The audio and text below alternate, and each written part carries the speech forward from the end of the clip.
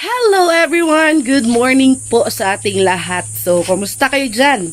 Happy Saturday po sa ating lahat mga langga. Sobrang saya po namin ngayong araw na to mga langga, ngayong morning na to. Dahil today ay, hindi pala today, kagabi. Ay, kanina din pala, insik no? Kagabi at kanina pong umaga mga langga ay umuulan dito sa amin.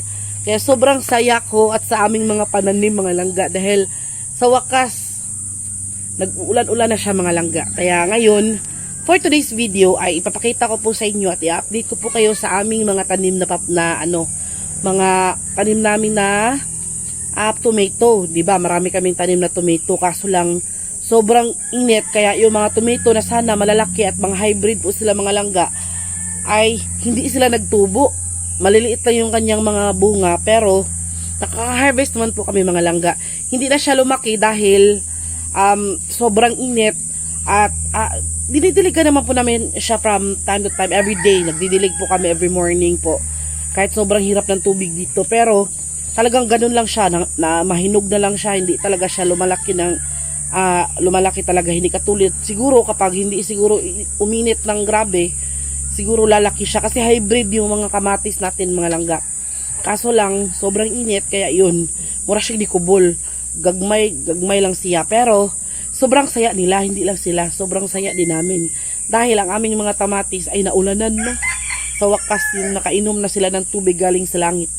Kaya ipapakita ko po sa inyo yung mga kamatis namin, sobrang saya nila, nakasmile sila mga langga, morning na morning, pero yung mga pananim natin ay nakasmile katulad ni Insik nakasmile. So ito po yung ating mga kamatis mga langga, kahit maliliit lang po siya pero namumunga naman po siya ng namumunga naman po siya ng kanang abunda. O di ba? May paano-ano pa yung mga bunga na yan. Pero nga lang mga langga, maliliit lang yung kanya mga bunga. Meron pa dito, tingnan mo. Tingnan mo dito. O di ba? Meron pa dito mga bunga niya.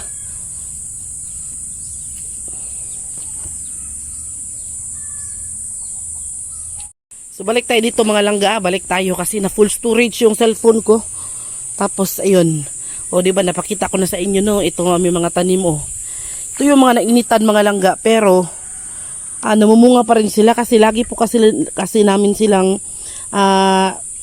dinidiligan every morning. Kaya yan, ayan oh. May mga pero hindi sila lumalaki talaga. Kasi kung normal lang at hindi talaga, ano yung nagitangtang lang. Hindi talaga sila nainitan or ano sa init. Maganda yung kanilang tubo sana. Kaso lang tingnan mo.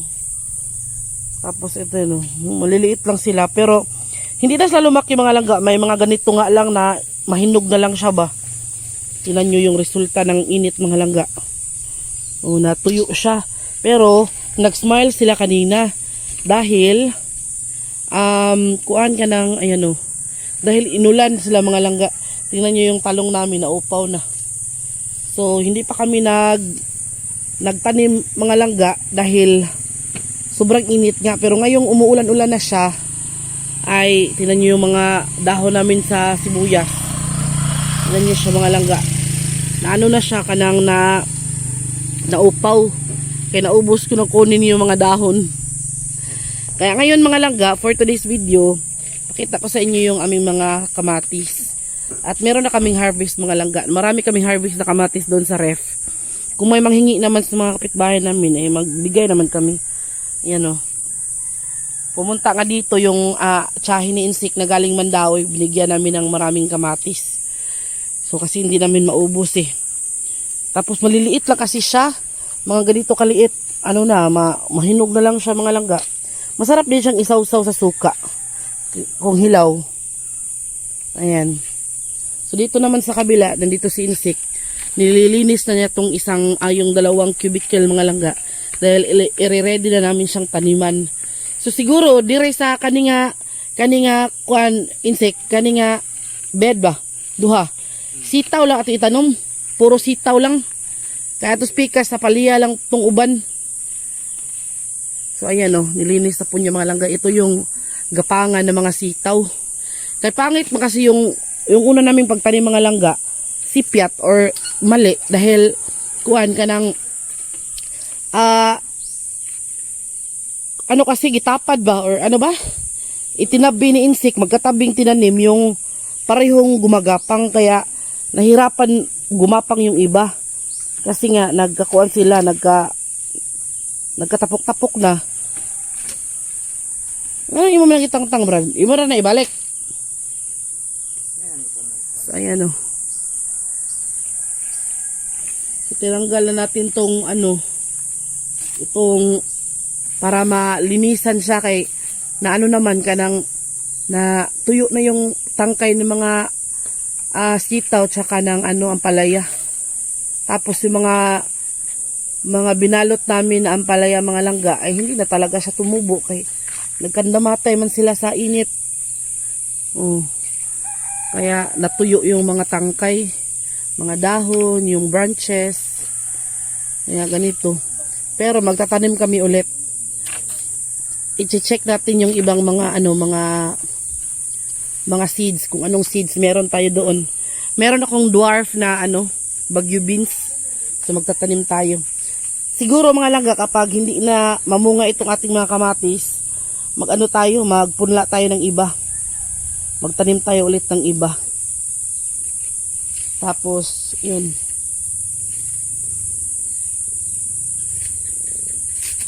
Tingnan nyo mga langga. Uminit na siya. Kanina umuulan. Pero ngayon uminit na. Ano kung may butang na kay abono ni. O ana ra diha. Ayan o. Ngayon yung mga bunga.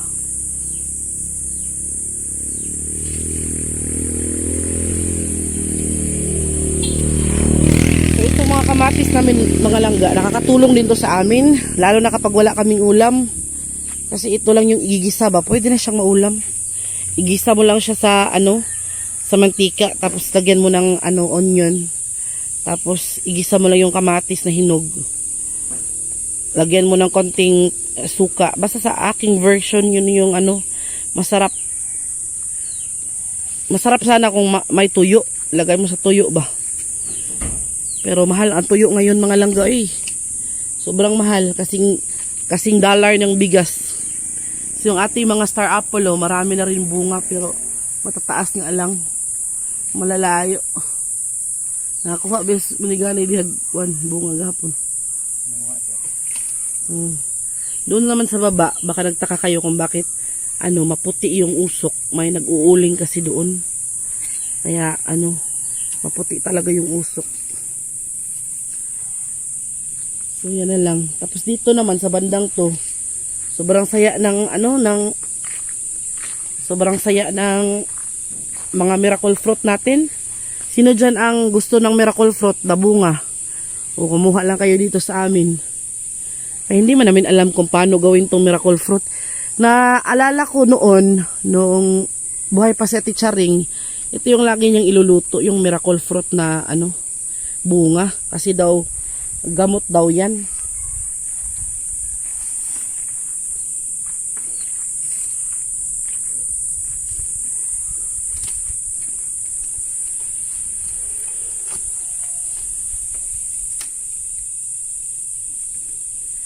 So, yan yung amin mga langga. So, ito naman mga langga, kapag ang plano ni Insik, kapag matapos yung pag-extension o paggawa ng kusina, ito. Ano to kanang sisirain. Tapos yung tindahan na ginawa namin, temporaryong tindahan, sisirain din yan mga langga. Para magiging maganda na naman ulit yung bahay natin, no? Para mabalik yung view noon sa bahay. So, shout out pala kay Tita from California na nagpagawa ng bahay. So, ito, sisirain to mga langga, itong kusina, itong tindahan na to. Temporary lang kasi to. Tapos, ang maiwan na lang, itong ito na lang, ito ba? Itong upuan. Kasi to kanang veranda. Si mama nasa loob. Gupahay. Kasama niya yung apo niya. Apo niya, lusot simod. Oy, apo. Agay, hi. Hi. Pag-hi, uy. Bibi, pag-hi, bibi. Agay. Ang nang, Ako ay mayroong alagang aso na maganda ang balahibo. Tag. Tago ano siya. So yun, ano na siya mga langga. Malinis na siyang tingnan. So pwede na siyang taniman ulit ng panibagong punla, ng panibagong tanim. Pero hintayin lang natin na yung lagi na talagang uulan para panigurado na hindi masayang yung ating mga seeds, no?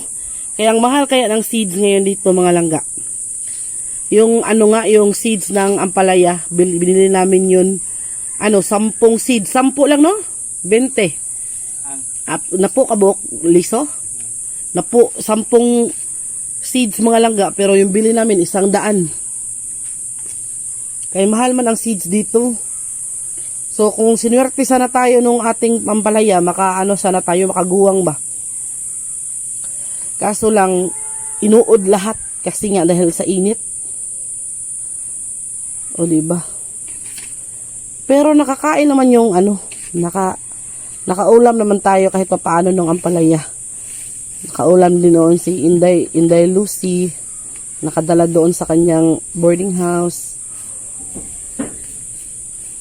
So ayan mga langga. Wala na siyang mga gabot ng mga kuan.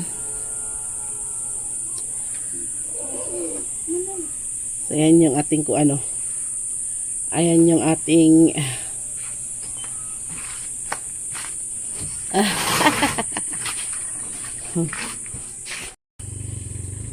So hi everybody. So ayan mga langga, natapos na pong linisan ni insect doon yung pinanggapangan natin sa ating mga sa ating mga ampalaya at saka sitaw. And don't you worry mga langga, yung mga wishes ninyo na sana makatanim kami ng marami. Sayang na sayang lang talaga mga langga yung aming atong kalabasa ba? Na talaga mga langga, talagang nasira talaga siya dahil sa init ng panahon. Kaya sobrang nasayangan man kami, pero ganun po talaga. Swerte-swerte lang kasi ang pagtatanim mga langga. Yung pagtatanim ay para din yung sugal. Kailangan mong sumugal sa pagtatanim. Kung swertihin ka, swerte ka. Pero kung hindi naman swertihin yung mga tanim mo, wala tayong magagawa mga langga. Pero kahit ganun pa man, hindi tayo susuko kay habang may lupa, may matataniman, may pag-asa pa tayong makatanim ng marami. So ayun, sa mga yung lugar kung saan namin tinanim yung magkatabi na ampalaya at saka sitaw, I changed my mind. Hindi ko na siya tatamnan doon ng ampalaya. Doon itatanim ko yung dalawang garden bed ng sitaw. Puro sitaw yung itatanim ko doon kasi yung sitaw mga laga sobrang bilis mamunga. Tapos sobrang bilis niya talagang makaharvest ka. Parang kahit araw-araw ka mag-harvest mga langga. Ang problema nga lang doon sa sitaw namin na tinanim noon kasi magkatabi sila sa ampalaya. Kaya nahirapan siyang gumapang, nahirapan siyang mag-expand yung kanyang mga branches, yung kanyang paggapang, nahirapan. Tapos yung ampalaya, ganun din, nahirapan din kasi nga magkatabi sila tapos pareho silang gumagapang. Kaya yung lugar ay na-short talaga yung lugar. Kaya ngayon, sa dalawang garden bed, isang gumagapang lang yung itatanim natin, which is yung either yung ampalaya or yung sitaw. Pero parang nasa isip ko yung sitaw na lang talaga. Tapos hindi tayo mamroblema sa seeds dahil meron kaming seeds dito mga langga. Di ko pa nga nakuha mula sa tangkay yung mga seeds. So ito natin, tatanggalin natin sa tangkay, sa mga bunga niya kasi pinapauga ba, pinapatuyo namin ito para kunin na yung mga seeds like this. Teka, pero except nito, meron pa rin naman akong seeds marami na naipon. So ganito, ayan. Na siya tuyong-tuyo na siya mga langga, kaya pwede na siyang itanim anytime. Pero since hindi pa talaga yung pulido or hindi pa talaga umuulan talaga lagi, kaya hintayin natin na sunod-sunod yung ulan, saka tayo magtanim. So marami naman tayong seeds sa sitaw. Yung ampalaya lang talaga yung hindi ako nakapag ready ng seeds. Pero marami pa naman ako mga seeds dito mga langga. Iba't ibang variety yung yung seeds na nakalimutan ko nga lang kung ano tong seeds na to kasi wala siyang pangalan. Nakuha ko sa parang ito yata yung mga dwarf na ito pala yung mga seeds. Kasi kapag bumibili ka ng seeds doon sa mga langga sa tindahan, yung mga seeds nila ay may mga kulay para hindi siya madaling masira. Yun pala yung purpose. Tapos nilalagay siya sa mga ganitong bags, mga silver bags na ganito. Kaya iniingatan ko talaga to. Ito yung dwarf na Baguio beans. So magtatanim tayo dito. Tapos na napag-usapan namin ni Insik na magrenta kami or maghiram kung papahiramin kami. Pero kung hindi naman, magrenta lang kami kahit isang araw lang ng kalabaw. Kasi para mabungkal yung lupa kapag sunod-sunod na yung ulan. So ito naman yung ating cherry tomato mga langga. Meron pa tayong maraming seeds dito. Yung maliliit na kamatis. Yan yung cherry tomato mga langga. Yan, maliliit na kamatis yan. Yung cherry tomato natin. Tapos, itong ating mga capsicum or mga bell pepper, meron din akong seeds niyan sa loob. Huwag kayong mag-alala. Kaso, yung capsicum sana, yung bell pepper na tinanim ko doon, dalawa yung tumubo. Lagi nga yung dinidiligan ni Muna. Kaso lang, hindi talaga siya madala sa dilig. Dahil parang naghihingalo na siya mga langga dahil sa init. Pero sana mabuhay siya ulit ngayong umuulan na. So, ito yung mga seeds niya mga langga. Iniingatan ko talaga to siya para kapag okay na yung mundo, umuulan na, tapos na yung El Nino, o El Niña ba?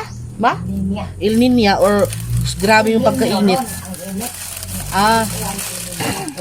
Tapos ito naman, ito yung mga seeds ng, tingnan nyo, ang dami kong seeds ng sitaw, or yung string beans, mga langga, yan. Inipon ko talaga yan. Pinatuyo ko muna siya, tapos, nilagay ko dyan sa plastic na yan, para hindi siya dapuan ng hayop at para hindi siya madunot kasi kapag yung mga seeds dinapuan ng insekto or kanang alikabok or mga kuwan, masira daw. Tapos ito namang mga binalot ko sa papel, nakalimutan ko kung ano to, pero tingnan natin. Pakwan pala to. Meron din akong pakwan. Ayan mga butong pakwan din pala to mga langga, mga maliliit na buto ng pakwan. So, nilagay ko yan siya dyan kasi itatanim natin ito sa bubungkaling lupa ng ating kalabaw. Kapag nakarentay ng kalabaw, tayo, ito pala siya. Nilagay ko siya sa papel mga langga, pero nagkanang may awas ba? Ang baho dito sa amin mga langga dahil sa usok ng uling. Sakit sa ilong. Lang! Si Papa, ayos di pahanggap arong atuha. Ubo para ba na siya? So ito mga langga, marami tayong seeds dito. Meron din ako ditong dalawang variety ng kalabasa. So ito yung tinanim namin doon. Kung nabuhay lang sana yon, ito yung tinanim namin doon sa likod, doon sa malapit sa babuyan. Kaso lang, dahil nga sa init ng panahon, kahit malapit lang siya sa mga langga, malapit lang siya sa sapa. Pero yung sapa nga lang talaga, naubos lang yung tubig. Kaya siguro namatay din yung ating mga yung ating mga kalabasa. Yung kalabasa pa naman ay napakadali lang tumubo. Yung kalabasa natin. Kaso lang, hindi siya sinuwerte ngayon dahil nga sa init. So, meron din ako ditong ibang, ito, ampalaya, pero wala naman tong laman. Itatapon ko na to. Ito, itapon mo na yan, Inday. Wala na yung laman, yun yung binili ko. So, ito naman, ito din yung mga dwarf beans. Yung sinasabi ko sa inyo na dwarf Baguio beans. So, yun, marami din siyang mga, buto. Ayan, mga langga. So, yung may kulay, ano kaya yun? Tingnan natin, itatanim natin yun. Kapag tumubo, doon natin malalaman kung ano na yun. Yung kamatis naman natin mga langga ay yung naubos na yung ating malalaking kamatis. Ay, meron pa pala. Ay, wala na. So, ito yung tinanim ko na kamatis. Supposed to be, ganito sana kalalaki yung mga kamatis. Parang lalaki talaga siya, lulubo siya ng malalaki talaga. Ang problema nga lang, uminit. Kaya, nikubol o hindi tumubo yung kamatis natin. Kaya, kahit maliit pa siya ay nahinog na. Yun nga dahil sa init ng panahon. So hopefully kapag okay na yung panahon, okay na, huhupa na tong init na to, ay makakapagtanim tayo ng marami. And don't worry mga langga, don't you worry talaga. Dahil i-update ko kayo sa aming pagtatanim. So tangtangan ng mga listo. Ibutangan ng listo dire deh. Ibutang dire. Yung mga listo. So yun nga mga langga. Hopefully magiging okay na yung mundo. Babalik na sa normal yung ulan. So kapag umuulan-ulan na talaga mga langga, huwag kayong mag-alala at i-update ko kayo sa mga tanim namin. Itong itong area na to, tatamnan ko pa rin yan ng iba. Siguro ang kamatis dyan pa rin siguro. Kasi magtatanim pa ako ng ibang variety ng kamatis. Gusto ko yung iba't ibang variety. Magtatanim pa rin ako ng cherry tomato. Tapos yung mga hybrid na kamatis. Tapos yung bisaya na kamatis na para bitong bilog siya na yung matataas yung bilog niya. Hindi yung circle circle yung size niya. Magtatanim tayo ng iba't ibang variety and of course capsicum. So sa likod naman ay pagkatapos nating ipaararo yun sa kalabaw, magkakaroon na tayo ng mga space kung saan tayo magtatanim. So ayun, looking forward na maka-harvest tayo ng marami, makatanim tayo ng marami, maka-harvest din tayo ng marami. So ayun, pakita ko sa inyo anong ginagawa ni Muna. Mag-hi ka muna. Hi!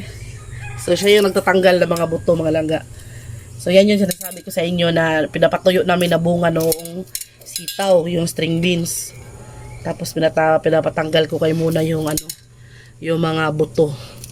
Yung mga buto. Ang dami kong buto ng sitaw, mga langga. So, kung may maghingi, siguro maghihingi yung yung pinsan ni Insik na mahilig din magtanim. So, bibigyan din natin siya ng mga buto ng sitaw. Kasi itong sitaw ay sobra talagang napakadali niyang tumubo. Napakabilis lang niyang itanim, napakabilis lang tumubo at napakaganda ng ng tubo niya. O, tingnan niyo si Insik ko. Ayan o. Naglalagay na siya ng mga lupa doon sa mga langga. Yan. Nilalagyan niya ng lupa. Tingnan natin doon sa labas. So ito mga langga, nilalagyan niya na ni Insik ng mga ng mga lupa, no? Mga matatabang lupa. So kapag marami na siya at umuulan-ulan na, tatamnan agad natin ito mga langga at bibili tayo ng fertilizer tsaka pataba. So pataba at tsaka pesticide, fertilizer at pataba ay pareho lang pala yun. So ayan, yung dalawang yan, plano ko talagang dyan na lang itanim yung mga sitaw. So, ganito pa rin yung lugar para maka-harvest tayo ng marami, no? So, yan mga langga. Maraming salamat ulit sa pagsama sa akin ngayong araw na to. Pinagpawisan ako ng maraming singot, mga langga, no? Dahil, mainit na naman dito. So, napapansin ko na 2 gabi nang lagi umuulan. Kaya sana, sunod-sunod na, tuloy-tuloy na yung ulan, mga langga, no? Kaya maraming salamat kay Lord dahil hindi niya tayo pinabayaan. Kasi kapag tuloy-tuloy yung ulan, mga langga, ewan ko na lang kung anong mangyayari. Tuyong-tuyo yung lupa, tuyong-tuyo yung sapa, tuyong-tuyo yung mga balon. Wala na talagang, mapapagkukunan ng tubig. Yung balon na ginagawa ni Insik ay, lagi na lang nauubusan ng tubig. So, maatumi, nauubos yung tubig sa balon. Kaya maraming salamat Lord na pinaulan mo. Sana tuloy-tuloy na. Kaya hanggang dito na lang muna mga langga. Maraming salamat sa inyong pagsama sa akin today. Shout out po sa inyo. Maraming salamat sa mga nanood sa live ko kagabi. And God bless po sa inyong lahat. And sana po manood kayo lagi sa aming mga vlog. And please don't skip ads. Dahil alam niyo naman po na uuwi tayo sa Bohol. So ayun mga langga, no? Thank you ulit. Shout out sa inyo. And ulitin ko po, sana po wag po kayo mag-skip ng ads. Kahit po sobrang nakakasawa na po ang aming pagbumukha. Lalo na sa akin dahil ako po yung lagi nyo nakikita sa vlog. Pagpasensyahan nyo na po at thank you sa inyo. Dahil alam nyo naman po na malapit na kaming umuwi ng Bohol. And dito lang po talaga namin kukunin itong aming pamasahe. Sana makasahod tayo. Kaya thank you so much in advance. Maraming salamat. Looking forward na mapasyal ko kayo sa aming napakagandang isla sa Bohol. So, thank you and God bless po sa ating lahat. Mabuhay and ingat po tayo. Let's pray together na maging okay na ang lahat. Thank you and bye-bye mga langga. I love you.